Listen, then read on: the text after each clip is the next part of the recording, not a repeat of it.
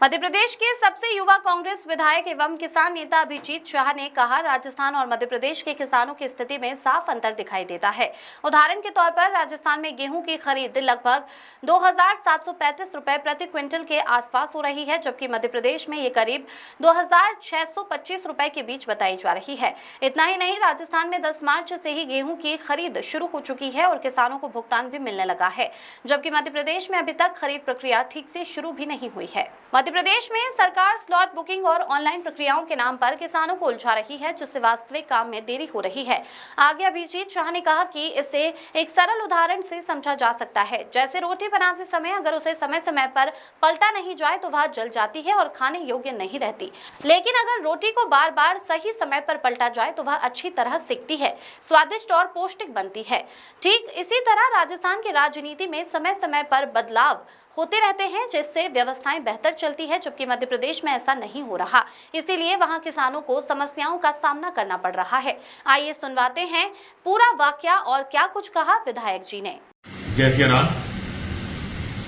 मैं इतना ही कहना चाहूंगा कि राजस्थान और मध्य प्रदेश के किसानों में जो अंतर है, या किसानों की बात न करें, हम प्रदेश में जो अंतर है वो यही अंतर है कि राजस्थान में 2735 रुपए गेहूं का मिल रहा है और मध्य प्रदेश में 2625 रुपए मिलेगा।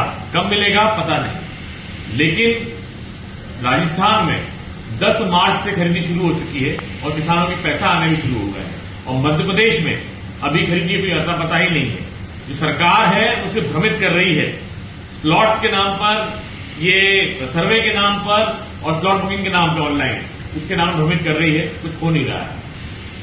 एक उदाहरण मैं आपको देना चाहूंगा कि राजस्थान और मध्य प्रदेश में जो अंतर है वो वही अंतर है जो एक ऐसे तवे पे रोटी होती है जिसे पलटा नहीं जाता और एक ऐसे तवे पे रोटी होती है जिसे पलटा जाता है।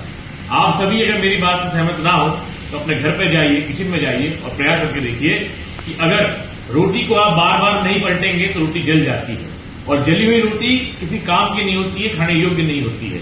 और अगर आप रोटी को बार बार पलटते रहेंगे तो रोटी बड़ी स्वादिष्ट बनती है, पौष्टिक बनती है। यही अंतर है राजस्थान की राजनीति में और मध्य प्रदेश की राजनीति में। राजस्थान में रोटी को पलटते रहते हैं, सरकार को पलटते रहते हैं, कांग्रेस भाजपा को अलग अलग करते रहते हैं, मौका देते रहते हैं। और मध्य प्रदेश में लगातार सिर्फ एक ही सरकार को, एक ही पार्टी को मौका दिया जा रहा है, इसलिए उस पार्टी के अंदर भय खत्म हो चुका है और रोटी जल चुकी है। आप देखेंगे कि चाहे राजस्थान हो, वहां भी सरकार भारतीय जनता पार्टी की है, और चाहे मध्य प्रदेश हो, यहां भी सरकार भारतीय जनता पार्टी की है, और केंद्र में भी सरकार भारतीय जनता पार्टी की ही है। फिर ये भेदभाव क्यों? भेदभाव ऐसा किया जा रहा है कि मैंने पहले ही बताया आपको कि राजस्थान के किसानों को 2735 रुपए मिल रहा है और मध्य प्रदेश के किसानों को 2625 रुपए मिलेगा। कब मिलेगा पता नहीं।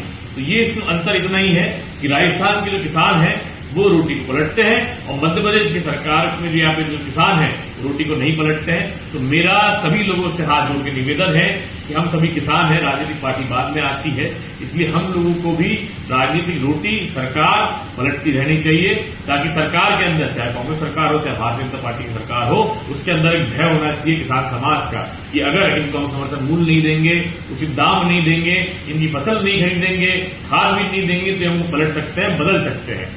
एक चीज मैं और कहना चाहता हूं कि हमारे जिले में 28 तारीख को एक बहुत ही व्यापक और बड़ा आंदोलन होने जा रहा है। मैं सभी किसान के हमारे जो साथी हैं, किसान समाज के लोग हैं और जो हमारे कांग्रेस के भी जो पार्टी के वर्कर्स हैं, जो परिवार के लोग हैं, उनसे हाथ जोड़ के निवेदन करना चाहता हूं कि 28 तारीख को ये जो आंदोलन है ये बिना किसी पार्टी बैनर के है। राजनीतिक पार्टी बाद में, पहले किसान समाज इसी सोच को रख के उस जो आंदोलन में शामिल हुई है। अधिक से अधिक संख्या में आइए और अपने अपने गांव में जितने भी लोग हैं आपके परिचित, सबसे हाथ जोड़ के निवेदन करिए कि 28 तारीख को हमको हमारे जो किसानों की मांग है, जो गेहूं की मांग है, उसके लिए लड़ाई लड़नी है, अपने अपने ट्रैक्टर लेके आना है। जय हिंद, जय भारत, जय श्री राम।